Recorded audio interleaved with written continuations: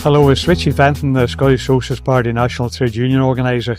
I know it's difficult to imagine that you could say this, but after 20 years of really reactionary, right-wing, vicious and racist Tory government, anti-working class government, it's hard to make this claim. Well, I think it's accurate to claim that the centre of gravity of mainstream politics has shifted even further to the right in the past week. And that's epitomised probably by two events north and south of the border. In the case of England, we've got the defection of Natalie Elphicke from the Tory party to Starmer's Labour. Now, this is a woman who was described by Jacob Rees-Mogg as more right-wing than Jacob Rees-Mogg. He made that claim himself. She's somebody that most Tories imagined was going to defect to Nigel Farage's Reform Party, and yet she's been welcomed with open arms by Keir Starmer as a new evangel for the Labour Party.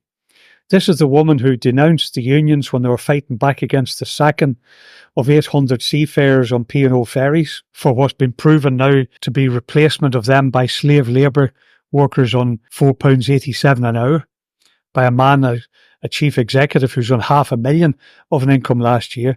She denounced the unions for fighting back against that atrocity. She's the woman who has been even more viciously racist on the issue of stopping small boats, trying to victimise the most vulnerable in society than the likes of Rishi Sunak.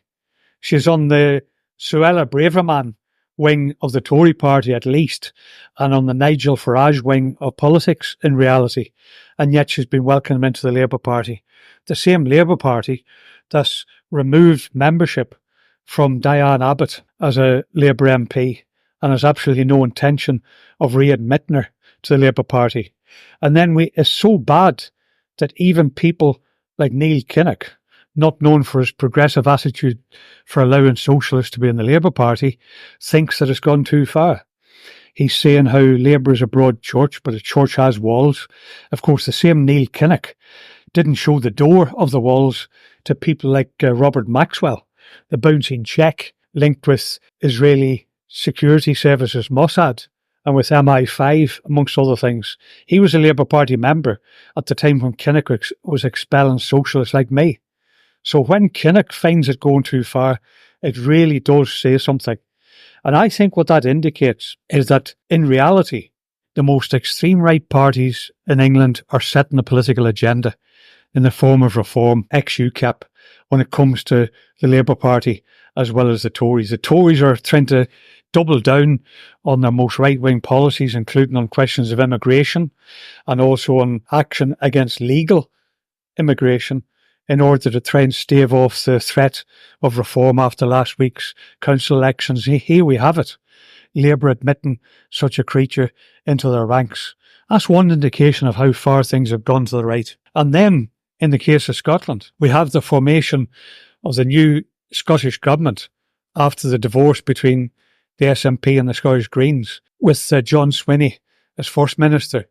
And then, as we predicted, bringing Kate Forbes in as his deputy leader, and quite significantly also in charge of the economy. Now, Kate Forbes, I don't personalise politics. Kate Forbes is well known and quite rightly condemned for her 19th century opinions on the rights of women, on the rights of LGBT people and so on, or opposition to the rights of minorities like the LGBT community, or opposition to the rights of women to abortion. All of those things are quite well publicised and rightly condemned as being against the spirit of equality in any modern society. What perhaps is not as widely advertised is her extreme conservatism when it comes to the economy, her economic outlook, her fundamental core opinions on what kind of Scotland that she would like. And I think given that she's been made not just Deputy First Minister, but also in charge of the economy, it's necessary to dwell a minute on this aspect of her outlook, her ideology. Now, Kate Forbes was a member of the Growth Commission that was established by the SNP in 2016. She was one of 14 members, chaired by Andrew Wilson, former SNP MSP, then a lobbyist for corporate interests, now a director at Santander. And in that report, which she has justified and defended right up until very recent years, one of the core proposals they made was that a post-independent Scotland should cap the debt of the government below 50% of GDP, which in turn would mean a slashing of public expenditure, slaughtering of public services, spending on jobs and services. And that 50% cap in terms of the debt compared to GDP would be the lowest cap of any country in the entire OECD nations, which is an indication of just how fundamentalist free marketeer the policies are. That's one aspect of what she believes in. And it spelt out the prospect of a full decade, a full 10 years of austerity in the aftermath of independence under that prospectus.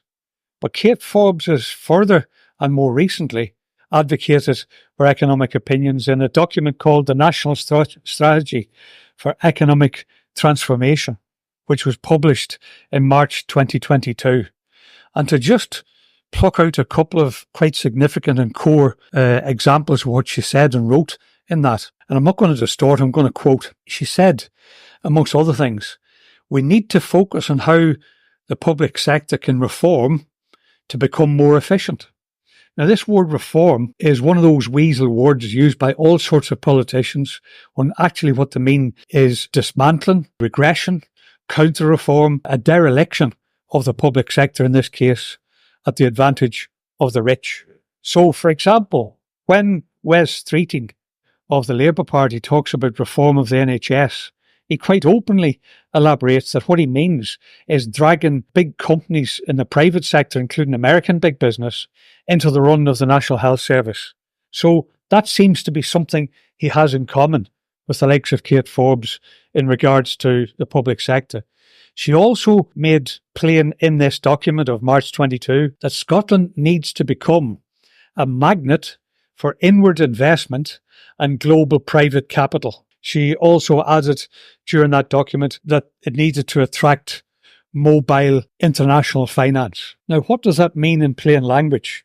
It means there's a government that she wants which would rattle the begging bowl combined with bribery under the noses of the multinationals and tell them to invest in Scotland because they'll make fabulous profits at the expense of the Scottish people. And this idea of relying on inward investment from foreign multinationals is nothing new, frankly.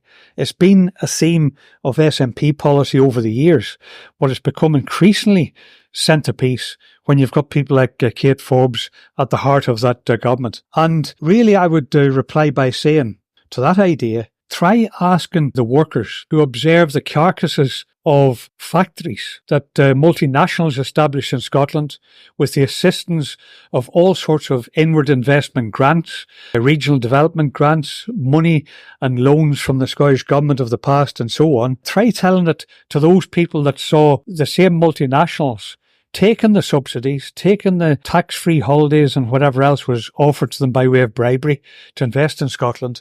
And then when it suited them, they upped sticks, shut down those factories and headed abroad to even cheaper pastures when it came to the cost of the workforce. Just to take two examples, Volvo in Ayrshire or Motorola in the Lothians, both of which actually just shut up shop and buggered off after receiving money from the government for establishing themselves in the likes of Scotland.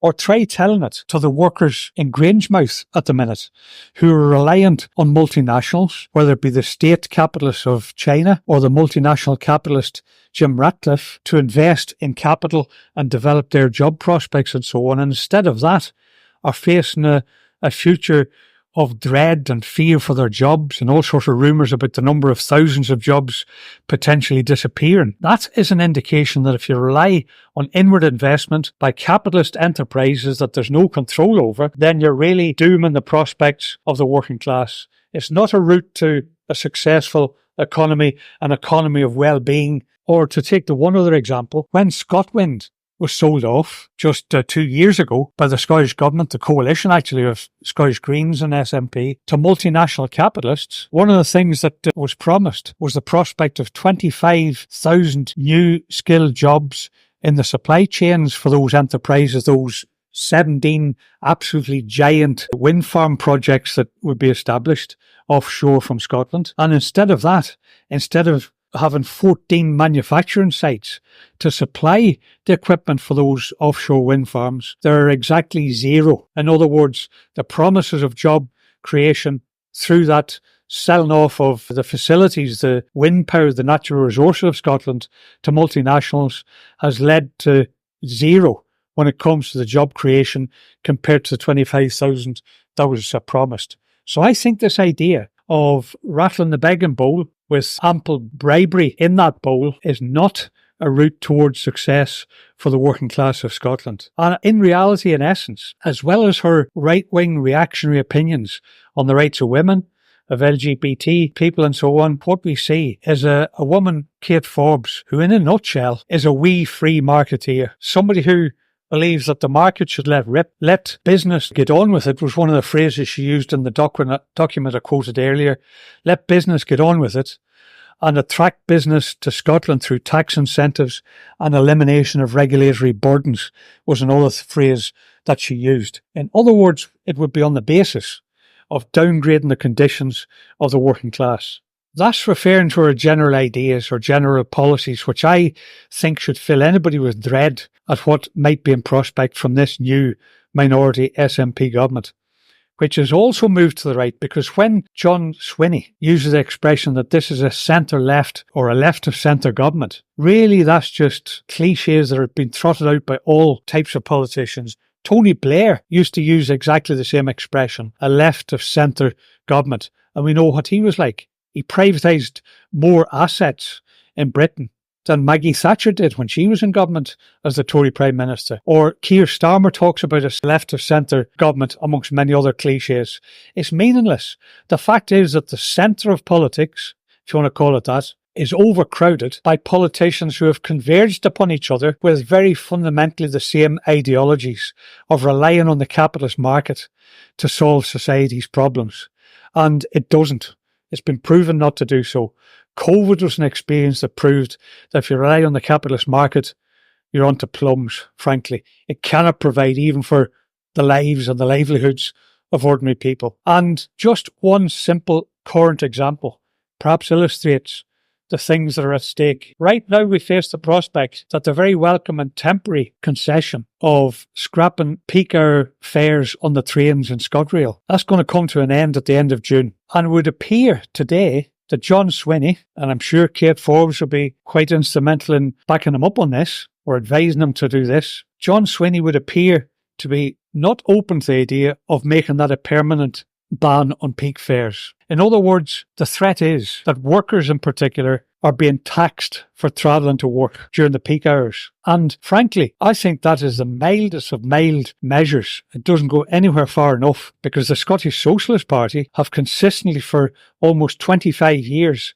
argued not for just scrapping peak hour fares, but also for scrapping fares full stop by making all travel on public transport free at the point of use. Now, John Swinney comes out with the line, we need peak fares because things have to be paid for. Yes, they do. But how about the radical notion of using the money that is handed over to privatised bus companies, £400 million this year alone, to subsidise them from the Scottish Government, from taxpayers' money? Why not use that as one of the many sources of money in order to introduce a system of free public transport? Of course, that goes completely against the grain of relying on free markets to provide for society. And that, to me, is what's at stake at the heart of all this. It's not a question of personalities as such, although sometimes the role of individuals is critical to history. But when you look at the inclusion, the embracing of a right-wing Tory reactionary into the Labour Party by Starmer, or the introduction of Kate Forbes as Deputy First Minister and Minister for the Economy, and when you look at what's in common between them, is the reliance on capitalist market economics. And that is what's produced mass poverty, mass unemployment, mass underemployment, inequality, and of course the climate crisis, which will not be tackled if you try to charge people through the nose for travelling on public transport, as an example. So what we need instead of that is a complete change of direction, a socialist direction to what Scotland is doing, which will not come from Kate Forbes or John Swinney, and certainly won't come from Labour either, given that they're embracing some of the worst of the Tory party into the ranks. We need socialist change to tackle poverty, inequality and job insecurity,